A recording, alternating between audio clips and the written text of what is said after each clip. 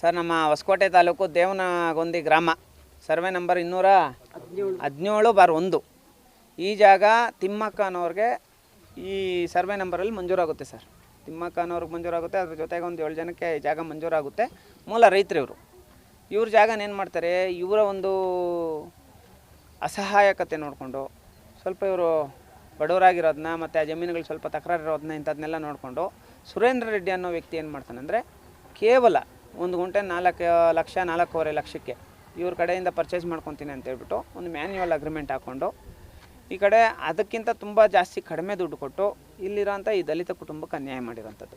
ಇದಕ್ಕೆ ಸಂಬಂಧಪಟ್ಟಂಗೆ ನಾವೇನು ಹೇಳ್ತೀವಿ, ಕೋರ್ಟಲ್ಲಿ ಅವ್ರು ಏನು ಮಾಡಿದ್ದಾರೆ, ಇವರಿಗೆ ಆಗಿರೋಂಥ ಅನ್ಯಾಯ. ಯಾಕಂದರೆ ಈ ಜಾಗದಲ್ಲಿ ಸುಮಾರು ಕೋಟ್ಯಾಂತರ ರೂಪಾಯಿ ಬೆಲೆ ಬಾಳೋಂಥ ಜಮೀನನ್ನು ಕೇವಲ 4 ಲಕ್ಷ ಕೊಟ್ಬಿಟ್ಟು ಇವ್ರಿಗೆ ಅನ್ಯಾಯ ಮಾಡೋವಂಥದ್ದು. ಇವಾಗ ನಾವು ಮಾತಾಡ್ತಾ ಇರೋಂಥದ್ದು ಬರೀ ತಿಮ್ಮಕ್ಕ ಅನ್ನೋರ ವಿಚಾರ ಅಷ್ಟೇ.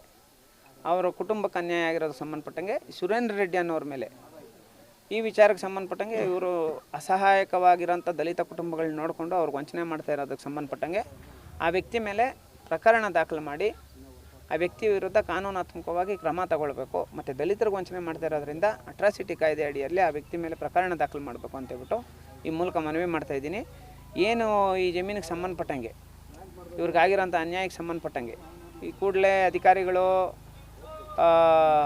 ಈ ಸಮಸ್ಯೆನ ಇತ್ಯರ್ಥ ಮಾಡಿಲ್ಲ ಅಂದರೆ ಮುಂದಿನ ದಿನಗಳಲ್ಲಿ ಇವ್ರ ವಿಚಾರಗೆ ಇವ್ರ ಕುಟುಂಬಸ್ಥರೆಲ್ಲ ಸೇರಿಕೊಂಡು ತಾಲೂಕು ಕಚೇರಿಯಲ್ಲಿ ದೊಡ್ಡ ಹೋರಾಟ ಮಾಡ್ತೀವಿ ಅಂತ ಹೇಳ್ಬಿಟ್ಟು ಈ ಮುಖಾಂತರ ಮನವಿ ಮಾಡ್ತಾಯಿದ್ದೀನಿ.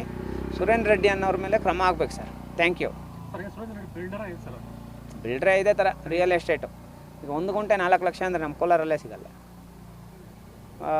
ಕಟ್ಟ ಕಡೆಯ ವಿಲೇಜ್ ಅಂದರೆ ಈ ಏರಿಯಾ ಹೊಸಕೋಟೆಯಲ್ಲಿ ಕಟ್ಟ ಕಡೆಯ ವಿಲೇಜಲ್ಲಿ ಕೂಡ 1 ಗುಂಟೆ 4 ಲಕ್ಷಕ್ಕೆ ಸಿಗೋದೇ ಇಲ್ಲ. ಅಂಥದ್ದು ಪಾಪ ಇವ್ರಿಗೆ ಅನ್ಯಾಯ ಮಾಡಿರೋದಲ್ಲ, 1 ಗುಂಟೆ 4 ಲಕ್ಷಕ್ಕೆ ತಗೊಂಡು ಅಲ್ವಾ.